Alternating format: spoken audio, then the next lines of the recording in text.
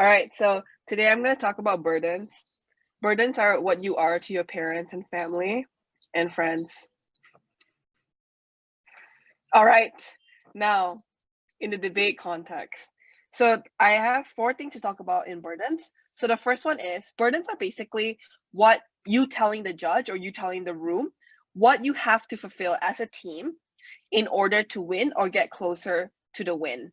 And it may sound very simple, but the truth is, actually, I think it is pretty simple. But the truth is, you can get it wrong, and you might get it wrong very easily. And the key to not getting it wrong is usually in the motion. So wait, let me make sure I'm muted in my class. Okay, I am. So the key to understanding your burdens, in my opinion, is usually the first part of your motion. So this house believes that, this house prefers, this house asks, or this house would. Usually the beginning of your motion is usually the key to understanding um, what is probably your burden. And I think teams have often lost debates because they misread the first part of the motion. So, and I'm also very much like a victim to this as well. I think I once debated a motion on this house as the feminist movement would do something, but then my entire case was structured around this house believes that the feminist movement should do something. And it was actually, it may sound like, oh, they're so similar, right? But not really. Your arguments will be tiered differently. The outcomes you intend to have through your arguments will be very different if you think of the motion a different way. So just looking at the this house part of your motion really changes just your perspective, and then you are able to identify your burdens very easily. So literally, if I just go to hello motions right now in the first page, so this house as the US will covertly begin boosting the amount of foreign election interference done by the CIA. So if you notice, it's a perspective debate, it's an actor debate. So that means that probably your burden has to do something with making sure the United States benefit from this motion, or something better for the betterment of the United States. It is not in your strategic move to try to tier your arguments into what's better for other people's elections or what's better for other countries that you're interfering for, even if you think like, oh, the minority argument is always going to win me, right? But because the wording of the motion says as the United States, you really should focus on bringing back benefits to the United States. That gives you closer to the win. But if it's something more vague, like this house prefers a world or this house believes that, then maybe you need to think about more of who needs the most amount of help, who's the stakeholder you want to protect, and stuff like that.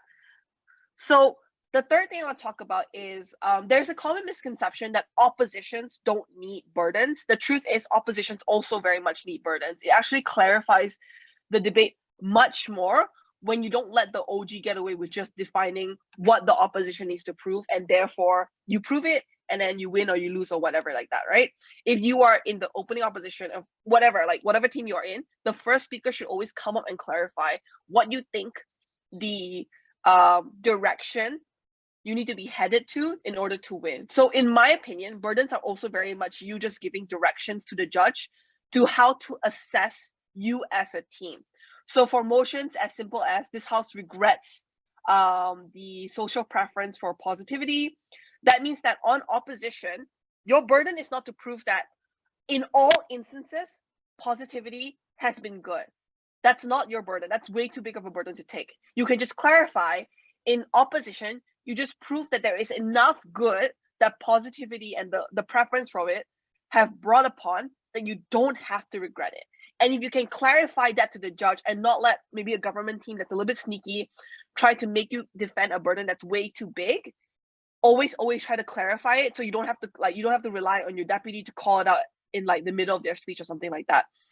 All first speakers should take some sort of responsibility to clarify burdens for what is expected of your team and the other side as well.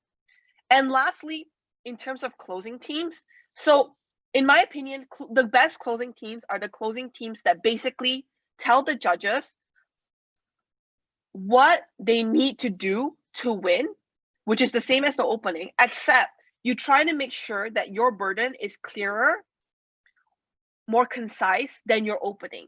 That way it's easier to give you the win Because the more clear you are and the more concise or specific you are with your burden, when you do meet it, it becomes super obvious to the judge.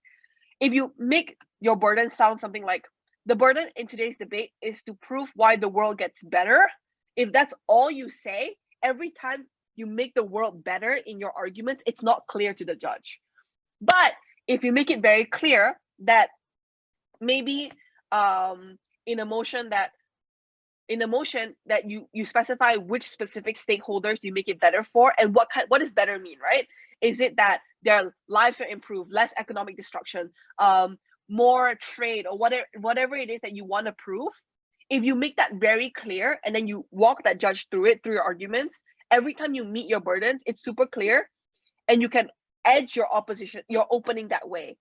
Was that maybe the opening, and openings do fall trap to this, is that they set very, very broad burdens because they don't want to be wrong.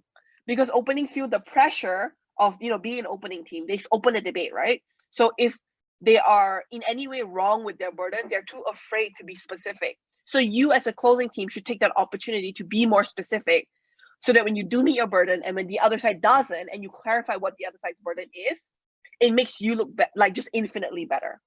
So yeah, that's all I have to say about burden. Thank you so much, Simran, for having me.